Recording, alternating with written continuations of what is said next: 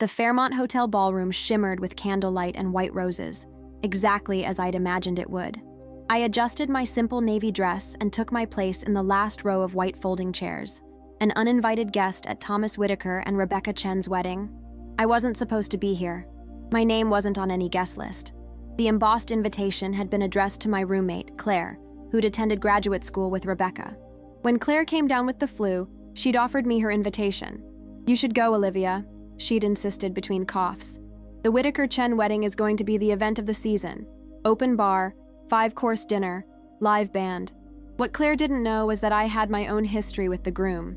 7 years ago, during my final semester of college, Thomas Whitaker had been my everything. For 6 intense months, we'd been inseparable, planning a future together until a job offer took him to Shanghai. I'd written him a letter then, pouring my heart onto 3 pages of pale blue stationery, telling him how I felt, asking him to consider a long-distance relationship. He never responded. I moved on eventually, built a career in publishing, dated other men, but I'd never quite forgotten Thomas or the way he'd disappeared from my life without a word of explanation. When I saw his engagement announcement in the Times 8 months ago, prominent Boston attorney to wed celebrated cellist, I'd spent an evening with a bottle of wine, scrolling through their perfectly curated social media lives. She was stunning, accomplished, from a prominent family. I could see why he'd chosen her. I told myself I was attending this wedding for closure, to finally put to rest the lingering questions about the man who had once promised me forever, then vanished. What I didn't expect was to recognize the officiant when he stepped to the altar. James Sullivan, Thomas's college roommate and once one of my closest friends. James, who knew about the letter I'd sent all those years ago. As the string quartet began playing Pachelbel's canon, I sank lower in my seat. I should have anticipated this connection, should have realized the best man would likely be someone who knew me. My plan to remain an anonymous observer suddenly felt foolish and risky. The processional began, bridesmaids in blush silk floating down the aisle, followed by the stunning bride. But my eyes were fixed on Thomas, watching his face as he saw his bride approach. He looked exactly as I remembered, only more refined. As Rebecca reached the altar and handed her bouquet to her maid of honor, I allowed myself a moment of sadness for what wasn't meant to be. Then James stepped forward, welcomed the guests, and opened a leather portfolio. "Before we begin the traditional ceremony," he said, his voice carrying clearly through the ballroom, "Thomas and Rebecca have asked me to read something special, a letter that profoundly impacted Thomas's life and, indirectly, led to this very moment." My heart stuttered. Surely it couldn't be. 7 years ago, James continued, Thomas received this letter from someone who saw in him what many of us already knew, that beneath his ambition and drive was a heart capable of extraordinary love. As James unfolded 3 sheets of pale blue paper, I recognized my own handwriting, preserved all these years. The blood drained from my face. This couldn't be happening. Not my private words, my most vulnerable confession, read aloud to hundreds of strangers, and to the woman Thomas had actually chosen. "Dear Thomas," James began reading, and I knew with sickening certainty that the careful closure I'd sought was about to be shattered in the most public way imaginable. My letter, my words, my heart exposed to a room full of strangers.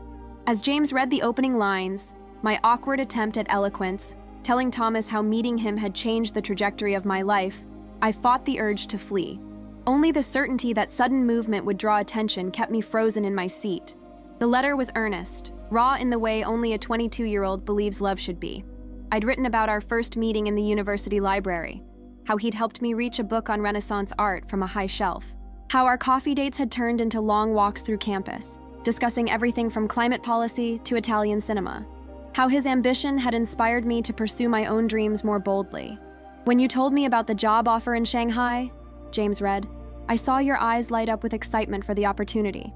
I would never ask you to diminish your dreams, but I believe what we found together is rare enough to fight for, strong enough to survive distance." I watched Rebecca's face, searching for signs of discomfort or anger. Instead, I saw something unexpected, a gentle smile, her eyes on Thomas with complete understanding. Thomas himself looked emotional, his usual composure softened. What was happening? Why would they choose to include my private plea at their wedding ceremony?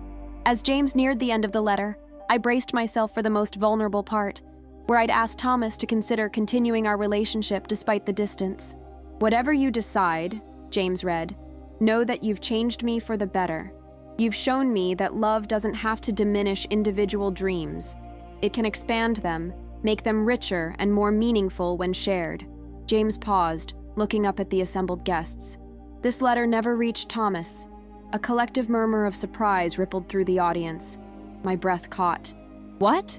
Due to a series of unfortunate circumstances, James continued, this letter was misplaced during Thomas's move to Shanghai. It remained sealed in a box of college memorabilia for nearly 6 years, discovered only when Thomas was packing for his move back to Boston. My mind reeled with this revelation. He hadn't received my letter. He hadn't deliberately ignored my heartfelt confession. When Thomas finally read these words last year, James said, they affected him profoundly. They reminded him of the kind of love he wanted in his life. Honest, supportive, seeing beyond surface success to the person beneath. Though the timing wasn't right for the original writer of this letter, its message helped Thomas recognize these same qualities when he met Rebecca just 3 months later. I felt dizzy. Thomas hadn't rejected me. He simply never knew how I felt. The narrative I'd constructed over 7 years, the story I'd told myself about not being enough, crumbled in an instant. James closed the portfolio. Thomas and Rebecca chose to include this letter in their ceremony as a testament to how past experiences shape us, how sometimes the most meaningful messages arrive at unexpected times, and how being truly seen by another person is the foundation of lasting love. As the ceremony transitioned to traditional vows, I remained frozen, processing this rewriting of my personal history. Across the room, I noticed Thomas's mother dabbing at her eyes. Next to her sat his father, Andrew Whitaker, the famously stern federal judge whose approval Thomas had always craved. Even he looked moved. The irony was staggering. My words, meant to keep Thomas and me together, had instead helped him recognize his feelings for someone else. My letter had become a touchstone in their love story, a story I was witnessing as an uninvited ghost from the past. When the officiant pronounced them husband and wife, the crowd erupted in applause. Standing on trembling legs with everyone else, I watched Thomas kiss his bride with genuine tenderness. They looked happy, their joy radiating outward as they turned to face their guests as a married couple. In that moment, James happened to glance toward the back of the room. Our eyes met, and I saw the exact second recognition dawned, his expression shifting from polite officiating to shock. He knew I was here.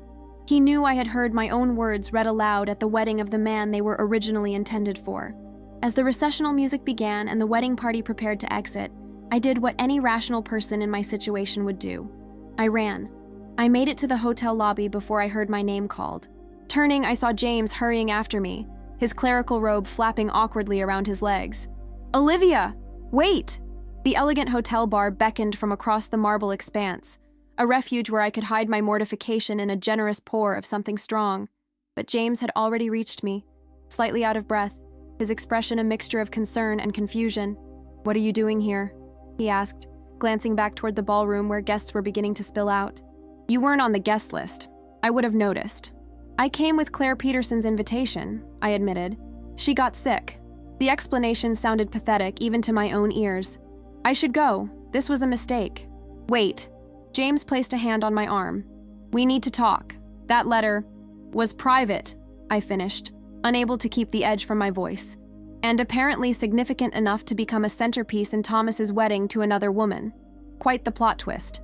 James winced. It's not what you think. Thomas had no idea you'd be here today.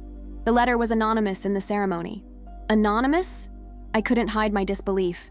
You read my words verbatim, James. No names were mentioned, he countered. And Thomas truly didn't know until recently that you never received a response. He thought you'd moved on immediately, that the letter was just closure on your part. A well-dressed couple walked past, offering James congratulations on the beautiful ceremony. He thanked them quickly before turning back to me. We should talk somewhere private, he said. The cocktail hour is in the garden terrace. Everyone will be there for at least an hour. Before I could protest, James was guiding me toward a small conference room off the main lobby. He checked that it was empty, then closed the door behind us. Thomas kept your letter all these years, he said without preamble. Even not knowing what it said, he couldn't bring himself to throw it away. When he finally read it last year, it hit him hard. Really hard. Hard enough to read it at his wedding to someone else? I couldn't keep the bitterness from my voice.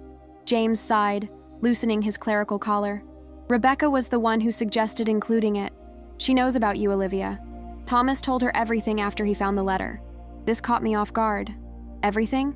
That you were his first serious relationship. That he'd always regretted how things ended. That reading your letter made him realize he'd never allowed himself to be truly vulnerable with anyone after you. I sank into one of the conference chairs, trying to process this information. So my letter became what? A convenient growth moment in their love story? A charming anecdote about the one who got away? It became a turning point, James corrected gently. Thomas was dating Rebecca when he found the letter, but he was doing what he always did, keeping emotional distance, focusing on the practical benefits of the relationship. Your words made him realize he was still following the same pattern he'd established after losing you. The irony was almost too much to bear, so I helped him fall in love with her. In a way, yes. James took the seat across from me. He showed her the letter, Olivia, told her about us, about you. And instead of being jealous or upset, Rebecca recognized that Thomas was finally opening up, being honest about his past and his fears. It deepened their connection. I tried to imagine it. Thomas sharing my most vulnerable confession with the woman he was dating, both of them finding meaning in my long-ago heartbreak. The thought made me slightly nauseated. Why include it in the wedding? Why not keep it private between them? Because it represents something important to both of them. The value of emotional honesty, of seeing beyond surfaces. They didn't expect it would hurt anyone because they had no idea you'd be here. James leaned forward. But now that you are, Thomas should know. No! The word came out sharper than I intended. Absolutely not. This is his wedding day. The last thing he needs is his ex-girlfriend creating drama. It's not creating drama to let him know you're here, James argued. He would want to speak with you. To say what? Sorry I never got your letter? Sorry I'm marrying someone else? I stood, smoothing my dress with trembling hands. I came for closure, James. I got more than I bargained for, but I'm not disrupting his wedding. James studied me for a long moment. You still have feelings for him. It wasn't a question. I looked away, unwilling to confirm what was apparently obvious. That's exactly why he should know you're here, James continued. You deserve a proper conversation, not just hearing your words read aloud with no context. What I deserve and what's appropriate right now are two different things. I moved toward the door. I'm leaving. Please don't tell him I was here. James stood, blocking my path. Olivia, there's something else you should know. Something about why Thomas left so abruptly 7 years ago. A knock on the conference room door interrupted whatever revelation James was about to share. The door opened before either of us could respond, revealing a petite woman in an elegant pantsuit, Thomas's younger sister, Emma. I recognized her from photos, though we'd never met during my time with Thomas. James, they're looking for you for photos, she began, then stopped short when she saw me. Her eyes widened in recognition. You're Olivia. My surprise must have shown on my face. Thomas has a picture of you, she explained. From college. He kept it in his apartment in Shanghai. This revelation landed like a physical blow. He'd kept my photo all these years. I should go, I said, edging toward the door. Wait. Emma's voice was surprisingly authoritative for her small frame. Are you the one who wrote the letter? The one from the ceremony? I hesitated, then nodded once. Then you absolutely cannot leave, she declared. Thomas would never forgive himself if he knew you were here and didn't get to speak with you. It's his wedding day, I protested. He should be focused on his wife.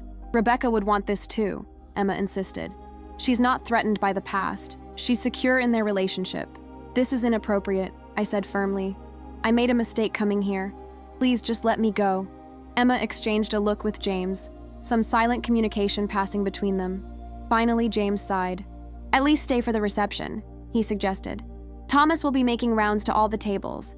If you still don't want to speak with him after witnessing their celebration, you can leave. But don't run away now. Not when you might finally get real answers. The temptation to flee was nearly overwhelming. But 7 years of questions, of wondering what might have been different if Thomas had received my letter. It was a powerful counterweight to my embarrassment. Fine, I conceded reluctantly. I'll stay for the beginning of the reception, but I'm not seeking him out, and if you tell him I'm here before I'm ready, I'm leaving immediately. The garden terrace had been transformed into a cocktail hour paradise. White orchids cascaded from crystal vases, string lights twinkled overhead, and a jazz quartet played softly in the corner. I accepted a glass of champagne from a passing server and positioned myself near a large potted palm, the perfect vantage point to observe without being obvious. Thomas and Rebecca were at the center of a constant swirl of well-wishers. both radiating happiness.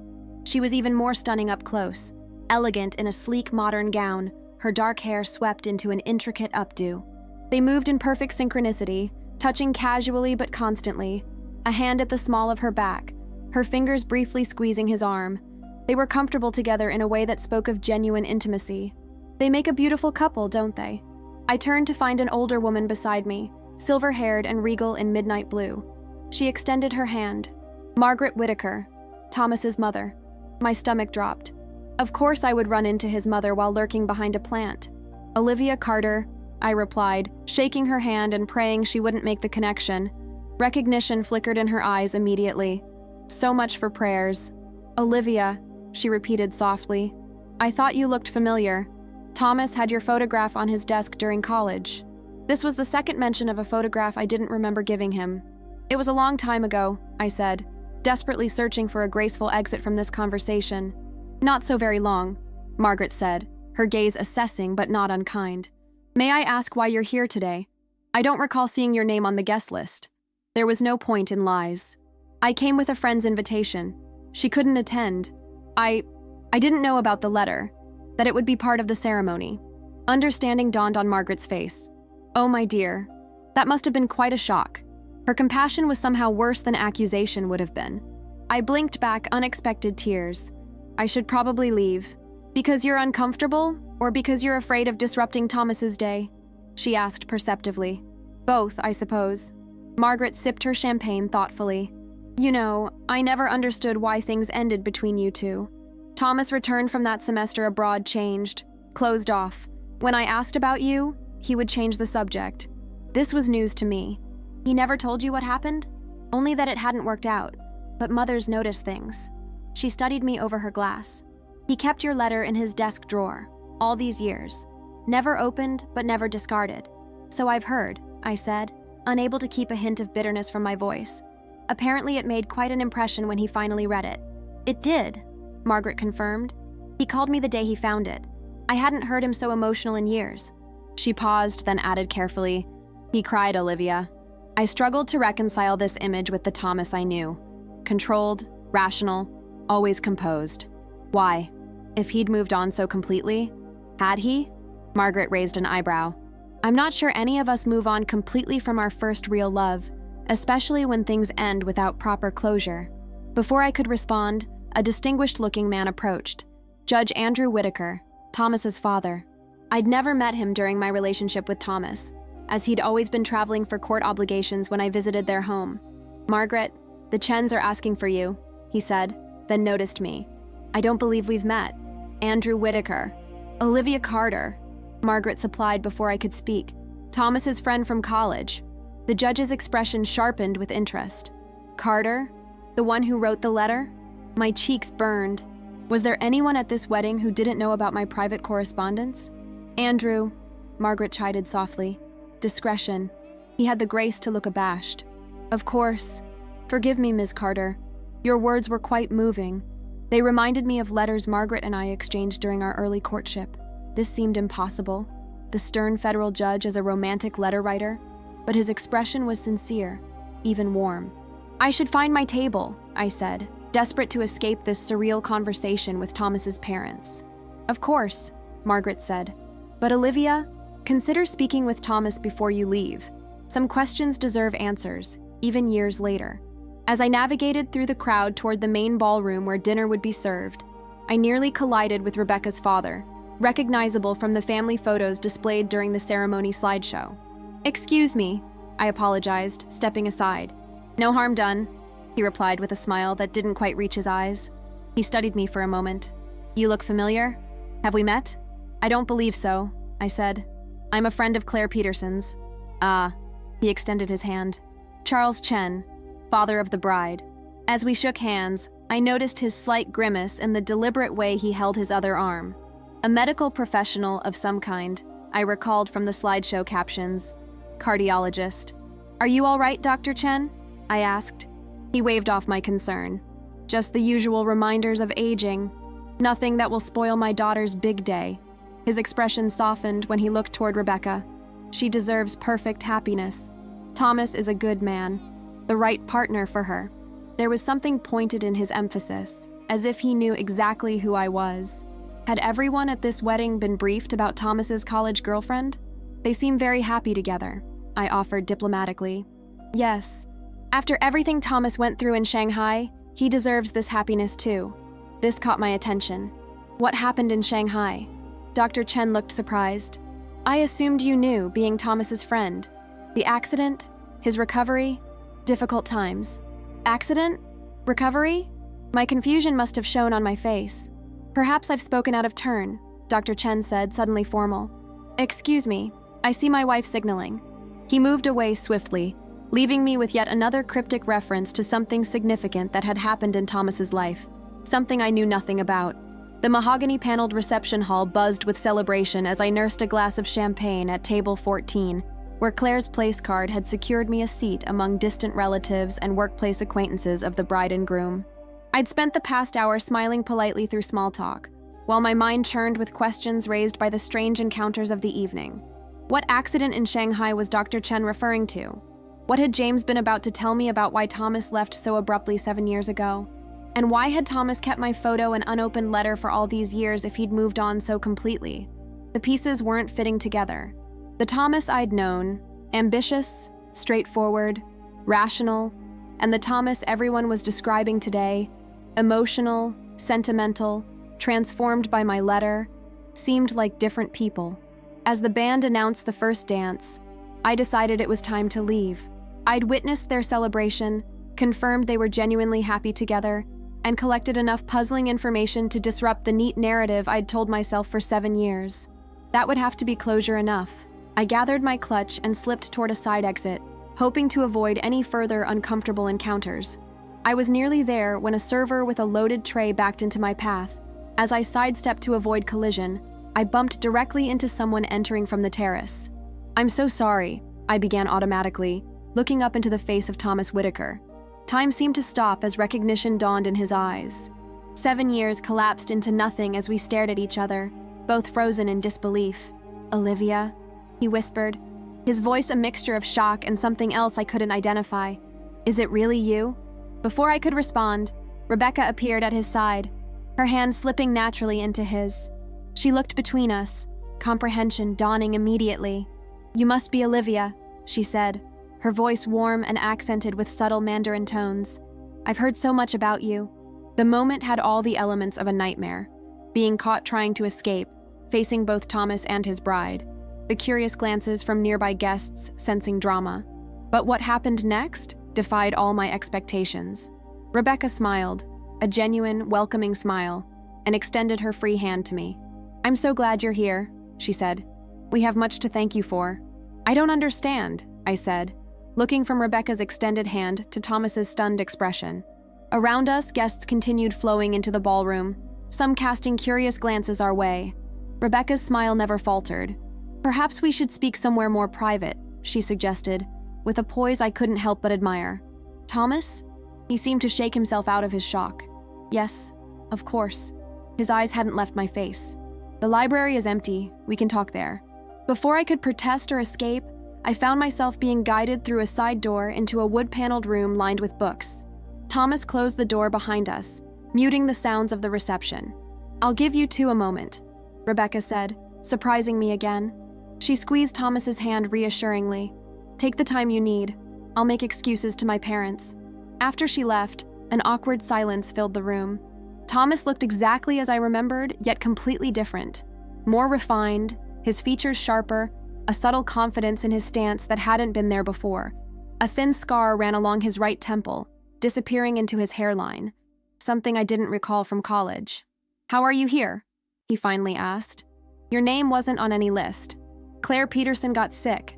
I used her invitation. The explanation sounded flimsy even to my ears. I didn't know about the letter, that it would be part of your ceremony. Thomas ran a hand through his hair, a familiar gesture that made my heart ache with recognition. If I had known you were here, I never would have allowed it. You must have been mortified. It was surprising, I acknowledged carefully. Though apparently not as surprising as finding out you never actually received it until recently. I've been carrying it unopened for 7 years, he admitted. I thought, he broke off, searching for words. I thought it was a goodbye letter, that you'd moved on immediately after I left. Moved on? I couldn't hide my confusion. Thomas, I wrote asking you to consider continuing our relationship long distance. I poured my heart out in that letter. I know that now, he said softly. But then, I was told you were already seeing someone else, that you'd moved on before I even left for Shanghai. Told? By whom? This made no sense. I wasn't seeing anyone else. I was devastated when you left. Thomas's expression shifted to something like pain. My father said he'd run into you with another man, that you seemed very close. He said it was clear you'd made your choice, and that I should focus on my career opportunity rather than holding on to a college relationship that was already over. The pieces suddenly clicked together. Your father? Judge Whitaker told you I was seeing someone else? Thomas nodded, his expression grim. He meant well. He thought he was protecting me from distraction during a critical career move. When I received your letter just before leaving, I assumed it was confirmation. A gentle letdown, a formal goodbye. So you never opened it. The irony was almost too much to bear. And I thought you'd read my declaration of love and decided I wasn't worth responding to. God, Olivia, no. Thomas moved closer, his voice urgent. I would never have just disappeared if I'd known how you felt. You have to believe that. The sincerity in his eyes made my throat tight. For 7 years, I'd carried the belief that I hadn't been important enough for even a rejection letter, that our relationship had meant so little he could discard it without a backward glance. Your father lied to you, I said flatly. I wasn't seeing anyone else. There was no other man. Thomas leaned against a bookshelf, absorbing this confirmation of what he'd apparently already suspected. When I finally read your letter last year, I realized something wasn't adding up. The Olivia who wrote those words wasn't someone who would have moved on so quickly. I confronted my father. What did he say? He admitted seeing you studying with a male classmate at a coffee shop. Nothing romantic, just 2 people working on a project. But he embellished the story when he told me about it. Thomas's expression hardened. He thought he was doing what was best for me, removing what he saw as a distraction from my career path. I remembered the study session Thomas was referring to, a group project with Mark Sullivan from my economics class. Completely innocent, completely misrepresented. So 7 years of silence, of wondering what went wrong. My voice caught. All because your father decided our relationship wasn't convenient for your career ambitions. I'm so sorry, Olivia. Thomas took a step toward me, then seemed to think better of it. If I'd known, you would have what? I interrupted, sudden anger flaring. Stayed? Chosen me over Shanghai?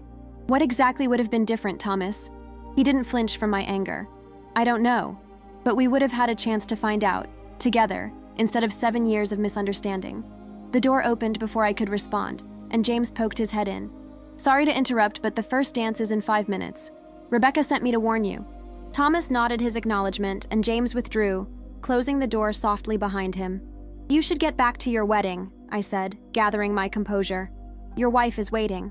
Rebecca knows I'm speaking with you, Thomas said. She's the one who encouraged me to find closure about what happened between us. She seems remarkable, I admitted, letting her new husband have a private conversation with his ex-girlfriend during their wedding reception. She is remarkable, Thomas agreed, a softness entering his voice when he spoke of her. She understands that unresolved past relationships can haunt present ones if not properly addressed. I moved toward the door, needing to escape the intimacy of the moment. Well, consider this addressed. It was a misunderstanding. Water under the bridge. Olivia. Thomas's voice stopped me with my hand on the doorknob. There's something else you should know. About what happened in Shanghai. I turned back reluctantly. Your father-in-law mentioned an accident. Is that what you want to tell me about? Thomas looked surprised. Charles told you about the accident? Not details, just a vague reference. Thomas was quiet for a moment, seemingly deciding how much to share. 6 months after I arrived in Shanghai, I was in a serious car accident. The taxi I was in was hit by a drunk driver. He touched the scar on his temple unconsciously. I was in a coma for 11 days. Shock rippled through me. My God, Thomas, I had no idea. No one did outside my immediate family. My father insisted on keeping it quiet, concerned about how it might affect my future professional prospects if clients thought I had been damaged. The bitterness in his voice was palpable. When I woke up, I had significant memory issues. Months of physical therapy, had to relearn to walk, to use my right arm properly. I struggled to process this revelation. That's horrible. I'm so sorry you went through that alone. I wasn't entirely alone, he said. Charles, Dr. Chen, was the American specialist brought in to consult on my case. That's how I met Rebecca. She was visiting her father in Shanghai. The pieces of their love story clicked into place. She helped you recover? Thomas nodded. She was completing a music fellowship with the Shanghai Symphony. She'd visit the hospital with her cello, play for the patients. Later, when I was in outpatient therapy, she'd visit my apartment, cook for me, keep me company. His expression softened with the memory. She saw me at my absolute worst, my most vulnerable, and stayed anyway. The picture became clearer. Why Thomas valued being truly seen. Why the sentiments in my letter had resonated with him after his recovery. He had experienced what it meant to be loved not for accomplishments or potential, but for his essential self. I'm glad you found her, I said, surprised to realize I meant it. You deserve someone who sees you completely. That's what your letter helped me understand, Thomas said quietly. When I read it last year, it reminded me that you had seen beneath my surface too, years ago. That I had experienced that kind of recognition before, but hadn't valued it properly, hadn't fought for it. The implications of his words hung in the air between us. In another timeline, without his father's interference, without the accident, without 7 years of separate lives, we might have been the ones celebrating in the ballroom tonight. I should go, I said, the weight of what might have been suddenly overwhelming. You have a first dance waiting, and I've already taken too much time away from your wedding. As I slipped out of the library, leaving Thomas to return to his bride, I felt something unexpected. Not the crushing disappointment or jealousy I might have anticipated, but a curious sense of lightness. The narrative I'd carried for 7 years, of rejection, of not being enough, had been based on a misunderstanding, on deliberate interference rather than Thomas's choice. The truth, finally revealed, didn't change our present circumstances. Thomas was married to Rebecca, and they clearly belonged together, but it changed something fundamental in how I viewed myself and my past. The love I'd felt had been real. The connection had been meaningful. And sometimes, even letters that don't reach their intended recipient exactly as planned can still, eventually, serve their purpose. I was halfway across the hotel lobby when I heard footsteps hurrying behind me. Turning, I found myself face to face with Judge Andrew Whitaker. Ms. Carter, he said, slightly out of breath. A moment, please. My instinct was to refuse, but curiosity made me pause. Judge Whitaker? I acknowledged coolly. Shouldn't you be at your son's reception? He had the grace to look uncomfortable. Thomas told me you two spoke, that you know what I did 7 years ago. You mean how you lied to your son about seeing me with another man? How you deliberately separated us because you didn't consider me part of his ideal future? The words came out sharper than I intended. Years of hurt crystallizing into precise accusations. The judge didn't flinch. Yes, that's exactly what I mean. He gestured toward a seating area in the corner of the lobby. May we sit? Reluctantly, I followed him to a pair of armchairs partially screened by decorative plants. Judge Whitaker sat with the ramrod posture I'd noticed in photographs of him, though something in his demeanor suggested this wasn't as easy for him as his composure might indicate. What I did was wrong, he began without preamble. I interfered in my son's personal life in a way no parent should, regardless of intentions. The consequences of that interference were far greater than I could have anticipated. I studied him, trying to reconcile this straightforward acknowledgement with the manipulative figure Thomas had described. Why are you telling me this now? Because my son asked me to, he replied simply. And because at my age one becomes increasingly aware of the need to correct past wrongs while there's still time. You hurt both of us, I said quietly. Thomas lost 7 years believing I had moved on immediately. I lost 7 years thinking I meant so little to him that he couldn't even respond to my letter. The judge nodded gravely. I know. And while I can offer explanations about wanting to protect my son's career trajectory, about believing first relationships rarely last, about thinking the pain of a clean break would be temporary, none of these excuse my actions. His directness was disarming. I had expected defensiveness, justifications, perhaps even continued disapproval of me as a match for his son. Instead, I was facing a man who seemed genuinely remorseful. Thomas told me about the accident in Shanghai, I said. How serious it was. Something flickered across the judge's face. Old fear, perhaps. Yes, we nearly lost him. Did you ever wonder, during that time, if he might have wanted me there? If having someone who cared about him beyond his professional potential might have helped his recovery? The question clearly struck home. Judge Whitaker's carefully maintained composure cracked slightly. I have asked myself that question many times since Thomas confronted me about the letter last year. It's one of many regrets I carry. A waiter approached with a tray of champagne, offering us glasses. The judge declined. I accepted one, needing something to occupy my hands. Thomas is happy with Rebecca, I said after a moment. They seem perfect together. They are well matched, the judge agreed, though I can't take credit for that outcome. It happened despite my interference, not because of it.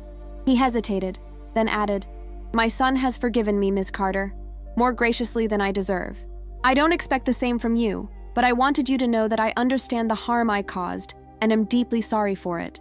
The apology was unexpected, and I found myself unsure how to respond. This man had altered the course of my life with a deliberate lie. Yet here he was, acknowledging his wrongdoing without excuses.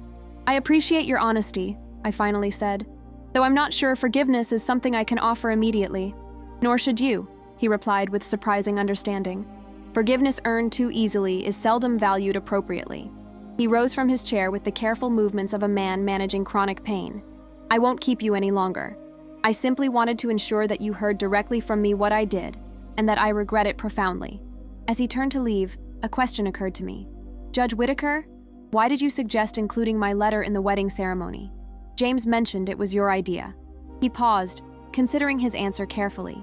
"After Thomas found your letter, after he confronted me about my interference, I saw how deeply he had been affected by finally reading your words. The letter represented something important, not just about his past with you, but about the kind of relationship he wanted to build with Rebecca."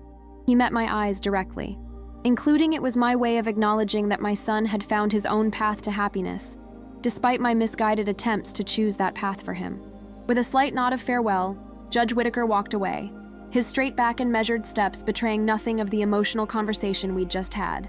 I remained seated, processing this unexpected encounter. As I gathered my purse and prepared to leave, Emma Whitaker appeared, slightly breathless. "You're still here," she said, sounding relieved. "I was afraid you'd left already."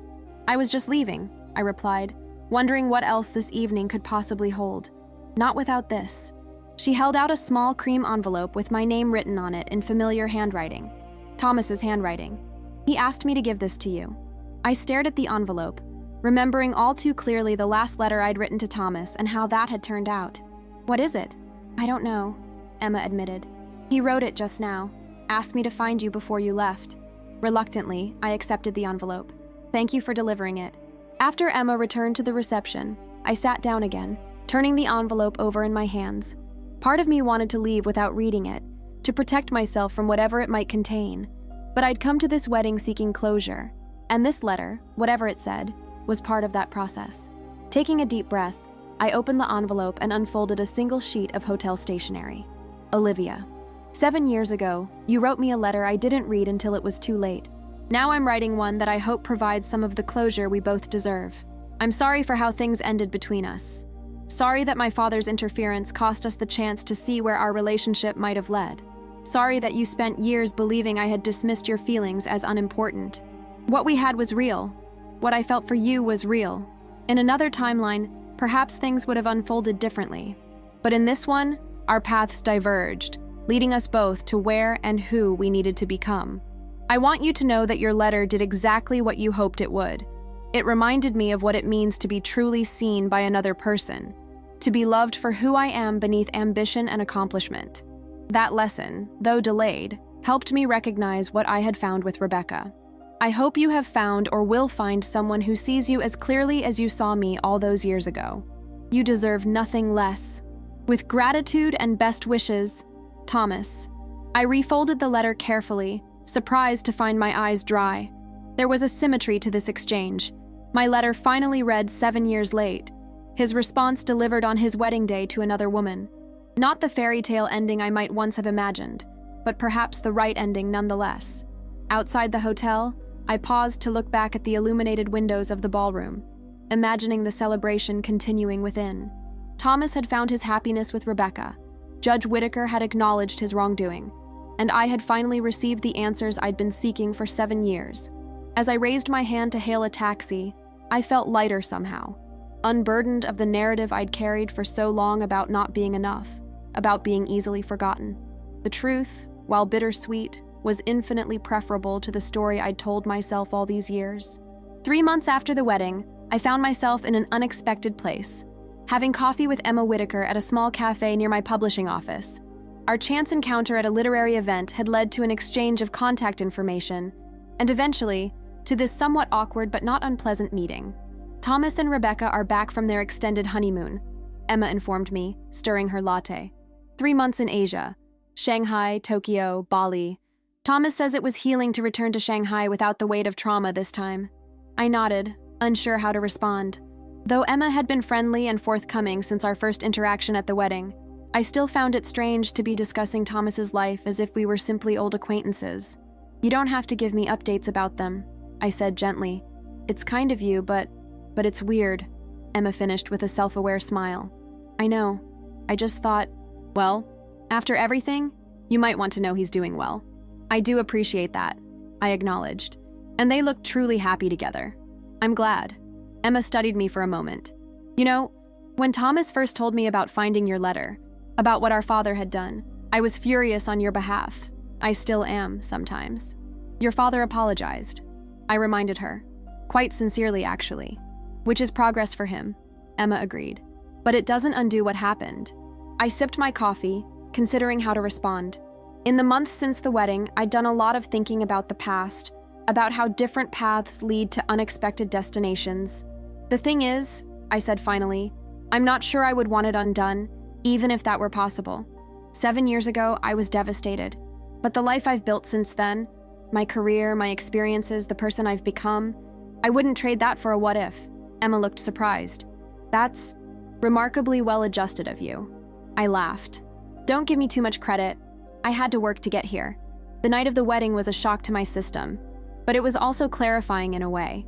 Hearing my own words read aloud, I realized how much I'd grown since writing them. That earnest college senior couldn't have imagined the life I have now. And what about Thomas?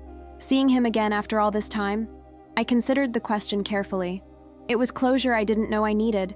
For years, I carried this story about being easily forgotten, about not mattering enough for even a response. Learning the truth, that he never read my letter, that his father interfered, it changed that narrative. Not in a way that makes us star-crossed lovers, but in a way that lets me trust my own judgment again. Emma nodded thoughtfully. Thomas said something similar, that seeing you at the wedding, having that conversation, helped him finally put the past in proper perspective. We chatted for a while longer about our current lives, Emma's work as an environmental attorney, my recent promotion to senior editor, a man named Daniel I'd been seeing more seriously in recent months. As we prepared to leave, Emma handed me a business card. I know this is unorthodox, she said, but I've enjoyed talking with you. Maybe we could do this again sometime? Not to discuss Thomas or the past, just as friends.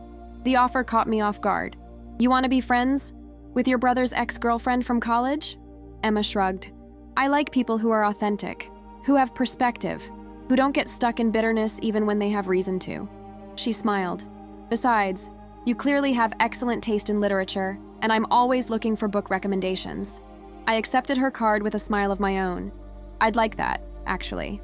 That evening, I met Daniel for dinner at our favorite Italian restaurant. He was waiting at our usual table, his face lighting up when he saw me. A reaction that still surprised me sometimes with its genuine warmth.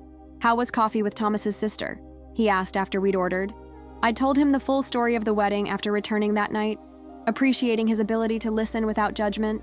Surprisingly nice, I admitted. She's smart, thoughtful, nothing like what I expected. Are you going to see her again? I nodded. I think so. As strange as it seems, I think we might actually become friends. Daniel reached across the table to take my hand. I'm glad. The whole situation could have left you with nothing but bad memories and resentment.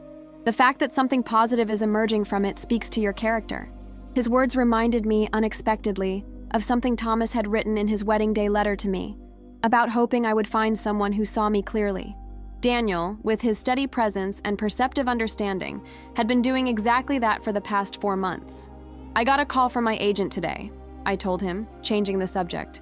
The memoir I've been editing has been shortlisted for the National Book Award. That's fantastic. Daniel's enthusiasm was genuine. Caroline's story deserves that recognition, and so does your editorial work on it. Later that night, as we walked back to my apartment, Daniel asked the question I'd been half expecting since our conversation about Emma. Does it feel strange? Building this connection with Thomas's sister while you and I are becoming more serious? I considered his question carefully. Not strange, exactly. More like evidence that life rarely unfolds in the neat, linear way we expect. 7 years ago, I thought Thomas was my future. I couldn't have imagined sitting across from his sister as a potential friend, or meeting someone like you. Daniel nodded, understanding in his eyes. The unexpected detours often lead us exactly where we need to be, even if it's not where we thought we were headed. His words echoed my own recent reflections so precisely that I stopped walking, turning to face him on the sidewalk.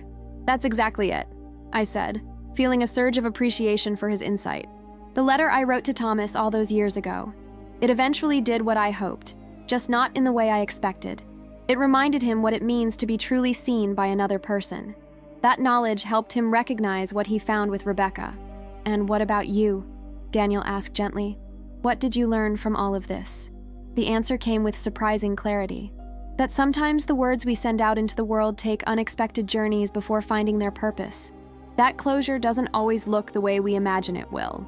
And that being truly seen, by others and by ourselves, is worth waiting for, even if it arrives in unexpected packages. Daniel smiled, tucking a strand of hair behind my ear with tender familiarity. I'm glad your letter found its way back to you then, even if it took 7 years and a wedding ceremony you weren't supposed to attend. 2 years later, at my own wedding to Daniel on a perfect June evening, I looked out at our assembled guests and felt a surge of gratitude for the unexpected paths that had led us all to this moment. Emma, now one of my closest friends, served as a bridesmaid. To everyone's surprise, including mine, Thomas and Rebecca sat in the 4th row with their 6-month-old daughter, Elena. The letter that had once been read at Thomas's wedding, that had caused me such mortification and confusion, now existed as simply one thread in a complex tapestry of interconnected lives. Influential but no longer defining, meaningful but in ways my younger self could never have anticipated. As Daniel and I exchanged our vows, I recognized that sometimes the words we send out into the world take circuitous journeys before finding their true purpose. And sometimes, standing quietly in the back until the moment of truth arrives is exactly where we need to be. Have you ever written words that weren't received as intended, or that found their meaning long after you thought the moment had passed? Consider the letters, emails, or messages you've sent that seem to disappear into silence. Perhaps, like Olivia's letter, they're still making their journey, still creating meaning in ways you haven't yet discovered.